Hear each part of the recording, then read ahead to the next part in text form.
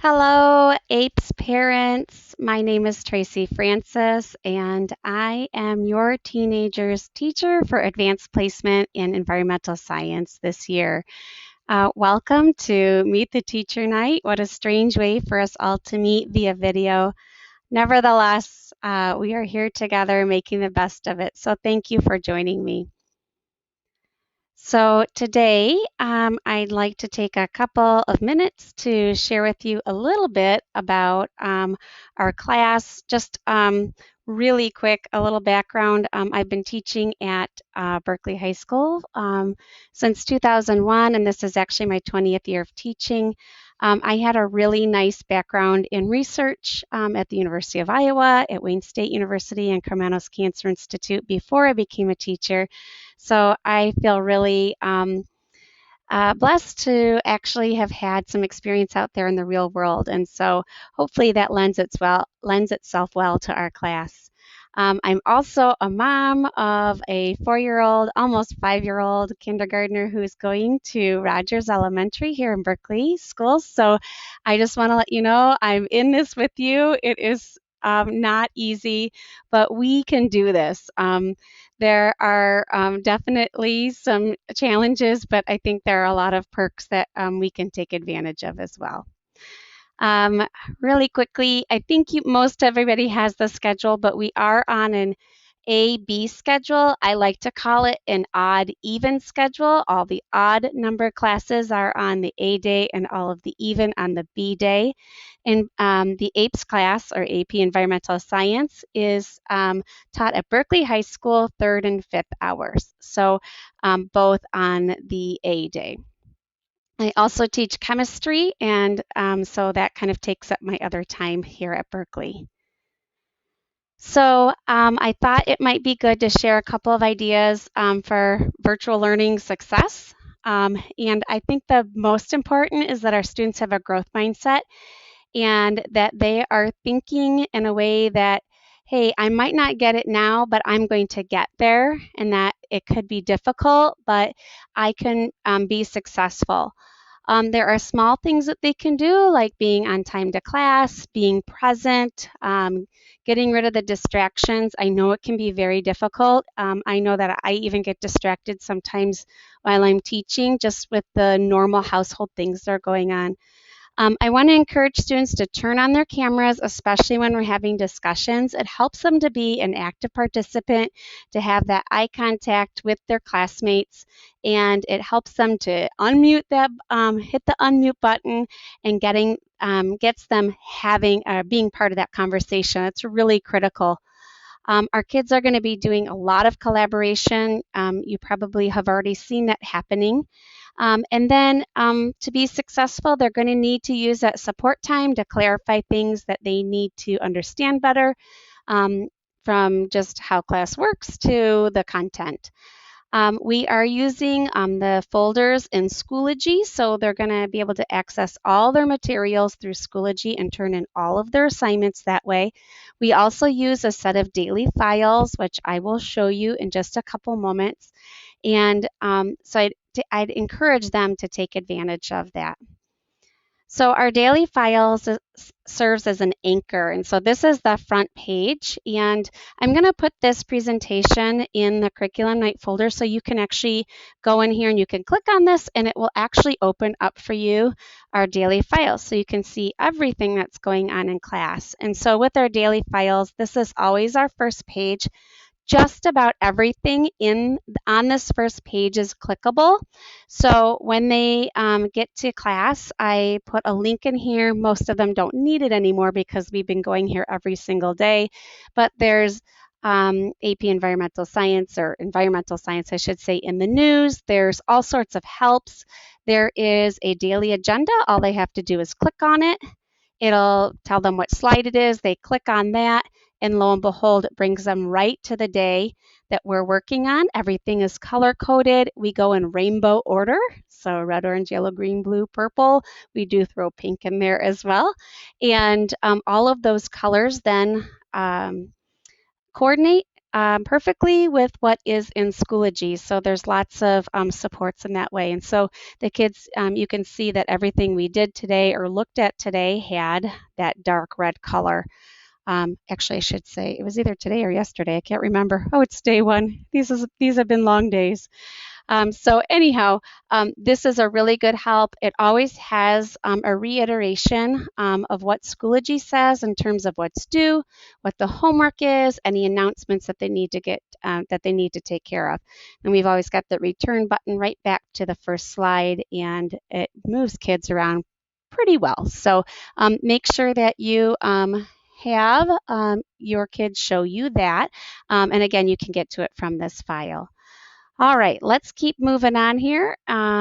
Okay, so what goes on in APES? Well, a lot goes on in APES. So everything that we're doing, we're reading, we're thinking, we're talking about is really in preparation for the AP exam, which takes place on May 14th. It's local time, so Eastern Standard Time. Again, we don't know all of the details right now in terms of, is it going to be online? Is it going to be in person? And I have a feeling the College Board is going to wait to the very last minute to tell us. Now, one of the trickiest parts we have to kind of overcome this year is right now with this online learning, labs and fieldwork is very difficult. So if we make it back into the classroom, which I'm crossing my fingers for, we will be able to really get that lab work and fieldwork going. Otherwise, we are working very hard. And when I say we, that's Mr. Bruin, who teaches this class. He's a BHS teacher, but teaches it at CASA, and I teach it here at Berkeley High School. And so we are working really hard to make this as hands-on as possible and trying to do as much field work with the virtual resources that we have. Now, this is a college course. This is a way for kids to get college credit. And so it has to have that rigor in order for them to do well on this exam. Now, one of the things that's interesting about environmental science is it integrates so many fields, like ecology to meteorology to geography. I've got a whole list there, ethics, atmospheric science. And so you can really bring a lot of interests into environmental science. And so I really like that about this class. They will have regular homework and reading, and they are going to be working a lot with their peers. All right, on to our next slide. Oh, I went a little too far. We've got 9 topics that we're going to be hitting, or 9 units. And if you click on the syllabus here, it will go into a lot of detail about what's going to happen in each one of those. And right now we're still in the living world of ecosystems. So just a few things that we've been up to so far. We've measured our ecological footprint. You might want to go and try yours out. It's really kind of fun to see. We've dissected virtual owl pellets. We've been doing some analysis of task verbs for the free response questions on the APES exam. And so far we've looked at the nitrogen and carbon cycles, and they are just starting the phosphorus and hydrologic cycles. So it gives you a little bit of a view of what we've already gotten through in just a short amount of time. So one thing I think is important for us to know is that AP students need to register with the AP Classroom, or it's through the College Board, so they can access the AP Classroom. This green, I'll call it icon here, is the logo that they have, and you can click on here and I'll bring you right to that spot. Kids needed to use these join codes to get there, and basically it's going to give them a whole bunch of resources. It's going to give the practice questions. They're going to be able to see the videos that get assigned, and this is where we will do most of their assessment. So even if a student is taking the AP class and not taking the exam, which I would encourage them to take the exam, they still need to sign up through the AP Classroom in order to get to their assessments. AP Classroom is also where they are going to sign up for their exam. So a couple of things. Why take the exam? So about 90 or roughly 90% of the colleges will offer credit for qualifying scores. Okay, and this is huge because it saves kids time and it saves money. big time. So that's awesome. They also have an AP Scholar Award for students who score 3 and above, and all the details are here in a link on how to qualify for that. And it can also give kids a lot of confidence heading into college and say, hey, am I prepared for the rigor? And so I think there's a lot of great reasons to take the exam.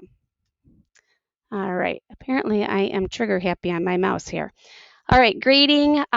We've got a few categories for grading just so we know what type of work is being done. We will be using a total points basis this year with the standard BHS grading scale. Again, the assessments may look different, but with AP classes, we will be using the AP Classroom for those exams. If we do have a final exam, it will be 20%. We don't know what the final word is yet on how that is going to roll out. Late work. So if students have late work, I'm going to try to be as flexible and understanding as possible. I'm hoping that students would not take advantage of that if I see that they are repetitively late on assignments. I'm going to really investigate that and try to find out what the reasoning is behind that. But we know that kids have a lot going on, and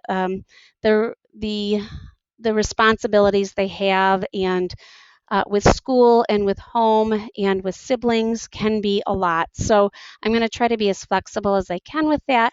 But we do also know that kids who get the work done on time, have on-time learning, tend to do better. So I'm going to encourage them to get their work in on time.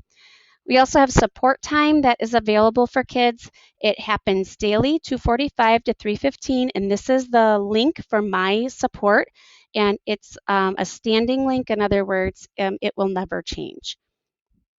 So how do we keep in touch? I think at this juncture that email is probably the best way. I do have a planned 6th hour, which is on the even days from 1 o'clock to 2:30.